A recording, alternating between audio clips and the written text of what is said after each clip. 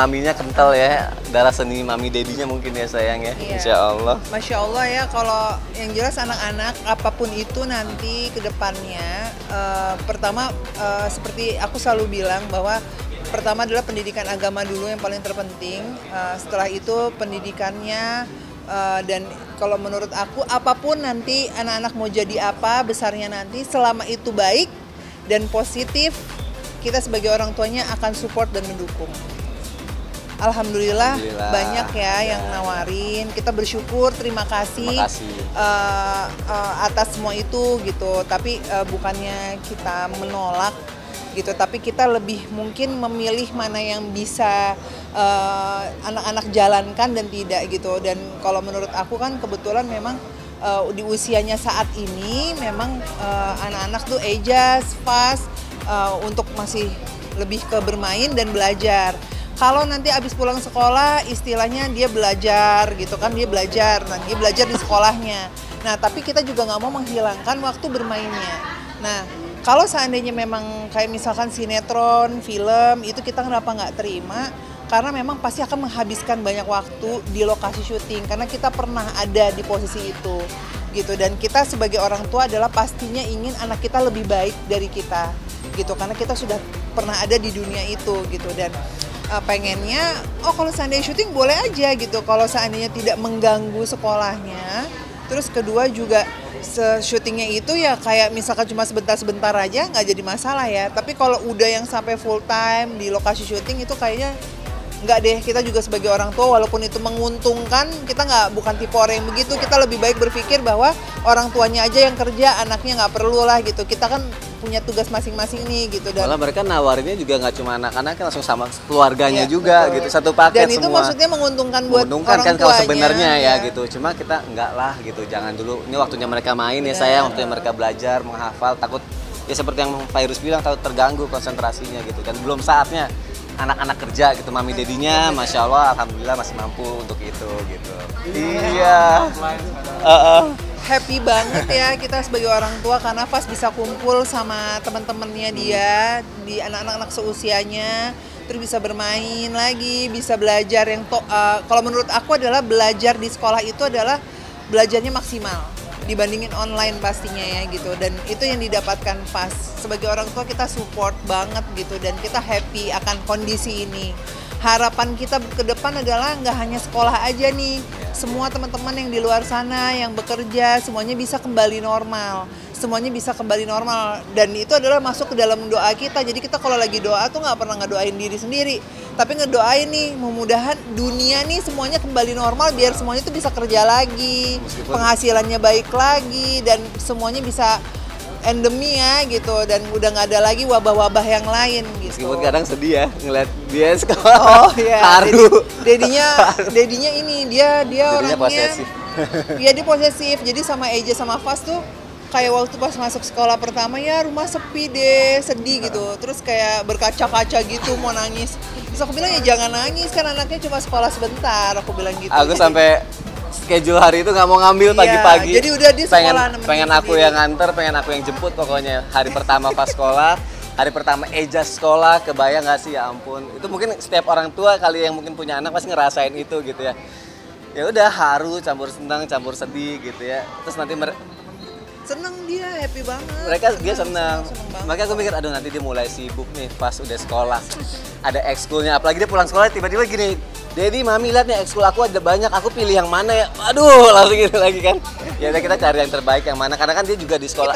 Kita nanya abang maunya apa, tertariknya apa gitu. Karena kan dia di rumah nanti tetap ada sekolah hafiznya juga, setelah pulang sekolah tetap ada bimbanya juga. Dan Sabtu Minggu nggak boleh diganggu untuk yang lain biar dia main gitu. Ya, jadi biar emang itu kayak kita bisa quality time sama anak-anak ya di Sabtu Minggu. Dia mau kemana?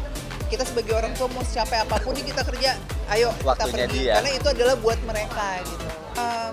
Kemarin itu kan ada satu guru ngaji yang memang pas sudah rutin dari dulu dia ngaji sama guru ini. Nah terus akhirnya ada satu guru ngaji lagi dan itu aku libatkan anaknya. kita libatkan anaknya, kita tanya, abang mau atau enggak. Nah, jadi ada satu guru ngaji yang Masya Allah luar biasa, usia 16 tahun, dia sudah sekolah di Mesir, dan itu dia sudah menjadi hafiz Quran, tiba-tiba menghubungi aku untuk mengajar abang fas, gitu loh, untuk maksudnya, aku kan kayak dikasih hadiah luar biasa, itu baru kayak hadiah yang luar biasa gitu. Sebagai orang tua aku terharu banget, dan orang tuanya juga menghubungi kita gitu, dan kita welcome banget akan itu, dan kita malah langsung terima untuk abang les gitu. Abang menambah les tambahan seminggu sekali lagi, jadi dalam seminggu itu dia ada 3 kali dia ngaji lagi dengan kakak yang 16 tahun ini yang sudah menjadi hafiz Quran. Dan kemarin pun orang tuanya pun sampai ngomong sama saya kalau orang tua anak ini dan anak ini ngomong bahwa fas ini cepet banget tanggapnya. Jadi ada banyak anak-anak yang seusianya dia diajar gitu, diajarin untuk hafalan-hafalannya. Fasnya adalah anak yang cepet banget tanggap gitu. Dan berarti kan gini, kita itu kan kalau nggak suka sesuatu susah nempelnya ya gitu. Nah ini abang berarti suka gitu loh, dan itu kita seneng, kita happy karena kita sebagai orang tua nggak mau memaksakan anak. Jadi apa yang anak suka kita dukung. Di luar dari agama pun nih gitu, kalau abangnya suka sesuatu kayak sekarang nih, karena Fas itu kan anak yang bukan anak permain gadget. Jadi begitu dia suka gambar, nulis, mulai gambarnya bagus, terus dia bilang sama mami dedinya, mami aku di sekolah ada eskul ini. Terus aku tanya, yang abang suka di antara semua itu yang mana? Abang mau ikut sinematografi katanya. Jadinya kita, yaudah abang mau ikut itu, ikut nggak apa-apa, karena itu positif. Jadi kita sebagai orang tua, apapun itu hal yang baik, yang positif, kita akan support gitu. Paling ingetin Fasnya adalah abang kan belajar kan dari berbagai macam guru yang beda-beda ya. Abang jangan nanti ketika belajar sama guru yang satu, kata guru ini begini, terus kata guru yang satunya begini gitu. Jadi jangan dibeda-bedain. Abang harus ingat semua pesannya gitu. Jadi semua ilmunya diserap. Karena kan dia 2 guru hafiz Quran dengan 2 latar belakang yang berbeda gitu. Yang satu ngajarin nada lagam-lagamnya, dan betul. Yang satu ini yang dari Mesir dia belajar Quran dengan gerakan artinya apa segala macam. Jadi abang jangan dipertanyakan terus terlalu dalam, tapi abang pelajari, terima semua dengan baik kayak gitu. Dengan sinematografinya lagi nanti dia akhirnya pelajarin lagi gitu. Semua yang dia mau ya udah ikutin aja yang baik-baik gitu. Alhamdulillah Fas sekarang udah masuk kan 30 juz 30-nya sudah selesai. Sekarang masuk ke juz 29. Nah, pelan-pelan aja. Aku nggak mau sampai kita nggak mau jadi orang tua yang sampai ayo cepet, kamu harus cepet nih, nggak mau. Tapi kita sebagai orang tua tuh pengen Fas tuh ngelihat kita tuh kayak sahabatnya dia, bisa cerita apa aja sama kita, nggak takut sama orang tuanya. Jadi ya kalau apapun itu yang dilakuin sama abang, kita jadi kayak teman ceritanya dia, apa yang dia mau, apa yang terjadi di sekolahnya, apa yang dia suka, pelajaran apa yang dia nggak suka, itu semuanya memang kita selalu tanyain dan melibatkan bahwa anak itu bukan anak yang untuk sekedar kita suruh-suruh, tapi anak tuh gimana caranya kita sebagai orang tua saling sharing, karena kita terkadang kita nggak menyadari bahwa orang tua pun bisa belajar dari anaknya gitu. Kritis banget dia. Kritis ya, dia selalu mempertanyakan apa yang dipelajari, ini kenapa begini, kenapa begitu. Makanya aku ngingetin lagi abang, nanti kalau belajar dari guru yang ini ke guru yang ini, jangan dipertanyakan terlalu dalam. Kok guru ini ngajarinnya begini, kok guru ini beda, gitu. Karena dia terlalu kritisnya gitu.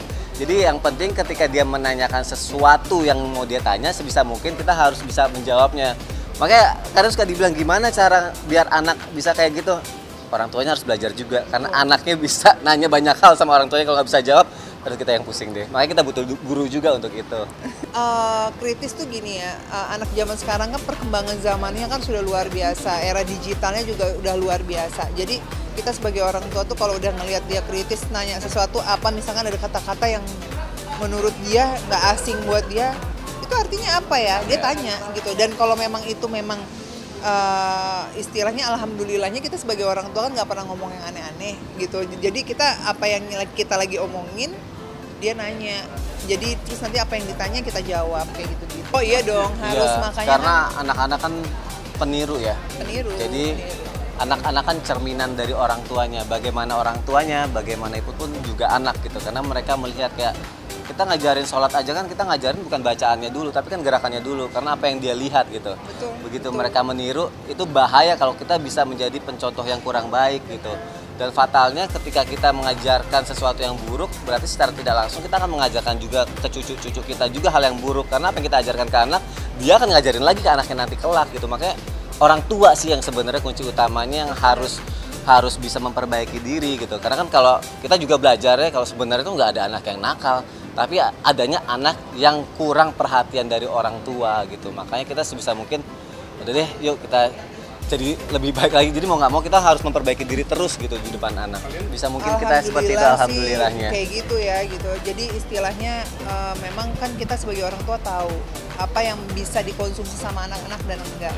Makanya kita sebagai orang tua harus pintar untuk seperti itu gitu. Karena kita nih orang tua yang masih banyak belajar juga. Bukan berarti kita sempurna, kita masih banyak kurang. Tapi kita sebagai orang tua kita mau belajar gitu. Karena belajar tuh nggak hanya untuk anak, tapi orang tua pun kita juga harus belajar gitu loh. Itu yang harus kita tahu. Yang tadi makanya saya bilang bahwa belajar itu nggak hanya dari kita sebagai orang tua mengajarkan anak, tapi anak terkadang bisa mengajarkan kita juga kayak gitu. Jadi dan kita sebagai orang tua adalah apa yang mungkin kita dulu nggak pernah punya, prestasi sesuatu apa yang kita nggak punya. Kita pengen anak kita bisa berprestasi, kita pengen anak kita bisa lebih baik dari kita gitu. Makanya dari sekarang nih kita kerja istilahnya buat anak, bisa nguliahin dia di tempat yang baik juga, di tempat terbaik insya Allah gitu. Makanya harapannya ke depannya kan kayak gitu, bener nggak sih? Aku selalu bilang abang itu harus jadi laki-laki yang kuat, itu penting banget. Kuat itu dalam artian bukan kita berantem atau kita gagah-gagahan gitu. Kuat itu aku selalu bilang sama abang, abang kuatin dulu rohani abang, sambil abang kuatin fisik abang gitu.